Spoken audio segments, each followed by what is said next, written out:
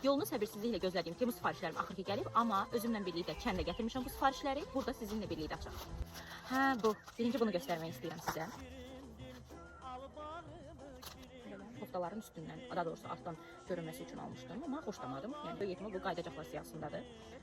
Daha sonra belə bir, hansı ki bunların içərisində kiçik hədiyyəliklər qoyub, sifarişlər olduqda onlara hədiyyə qoymaq üçün. Neyse, yəni bu da qəşəngdir. Hə, parçalar sifariş etmişdim. Soruşsanız ki, nə üçün? İnşallah bunu növbəti videoda göstərəcəm. Belə parçalardır. Materiallar çox qəşəngdir. Belə fərqli-fərqli. Bilmirəm, görünür ya yox, artıq gün düşür. Parçalar da çox qəşəngdir bunlardan.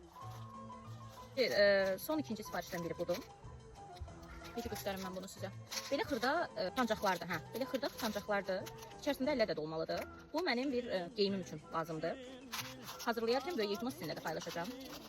Və son sifarişim. Bu formada. Belə. Məncə qəşəngdir.